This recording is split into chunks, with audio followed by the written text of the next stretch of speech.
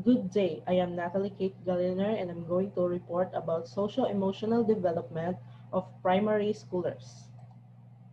So this is the given objectives.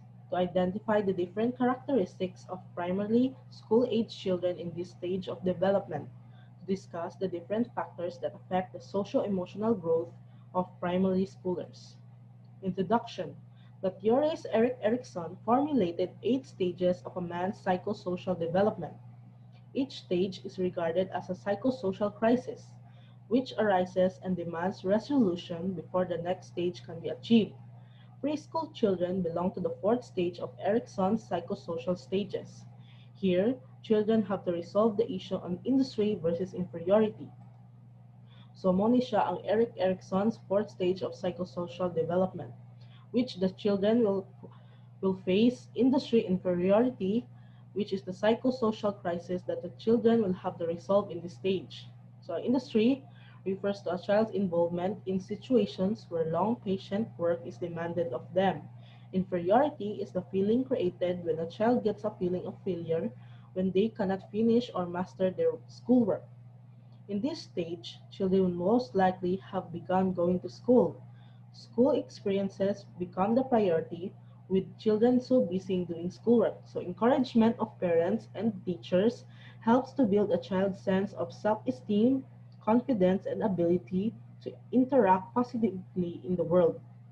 So as future teachers, we must help the child to build himself or herself instead of scolding them when they fail or do something wrong. Understanding the self. One self-concept is the knowledge about the self, such as beliefs regarding personality, traits, physical characteristics, abilities, values, goals, and roles. It also involves a sense of belonging and acceptance, a sense of good, and a sense of being capable of doing good.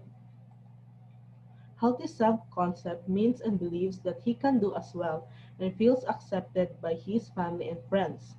Primary school children's self-concept is influenced not only by their parents but also by growing number of people they begin to interact with, including teachers and classmates. Children have a growing understanding of the world. They are comfortable and they show confidence in doing things they are good at, but also show frustration in things that they find difficult. So murag kita, so basta kabalot ta sa usa ka activity or assignment nagihatag sa atoa kay syempre kung kabalot ta, confident jud ta sa atong answer ug unsa asa atong pag-activity sa pag-answer nato. Nya kung example dili ta kasabot or wa ta ka kabaw kung unsaon to siya na activity, so maglisod jud ta nya wa tay sure kung sakto or dili ang atong gibuhat. School years. School years in this transition from pre-elementary to primary school, children tend to become increasingly self-confident and able to cope well with social interactions. The issue of fairness and equality become important to them as they learn to care for people who are not part of their families. So, mahagain sila characteristics like loyalty, reliability, responsibility, and kindness. Building friendships. Building friendships, making friends is a crucial but very important part of children's social and emotional growth. As soon they will tend to show natural inclination to be around other children. Children during this stage most likely belong to a peer groups. So ang peer group are characterized by children who belong approximately to the same age group. So mga pere-pareha na mag-edad, mga ages 7 or 8, and they think of themselves more than others.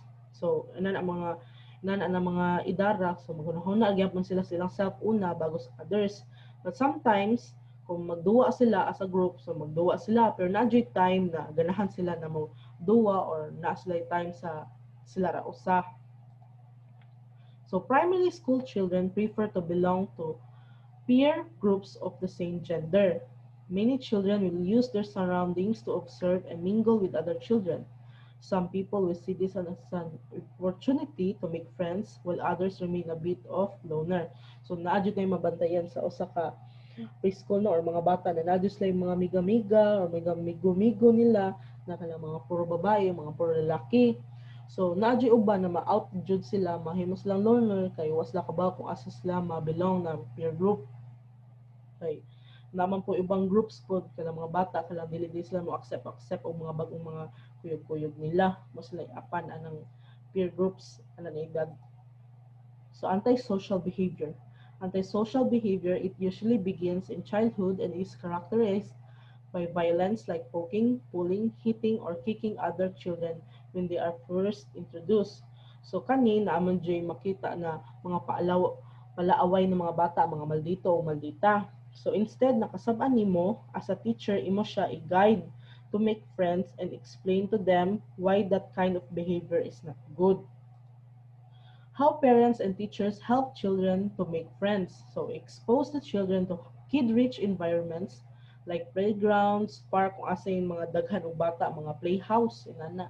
To create a playgroup in your class and let children mingle with their classmates.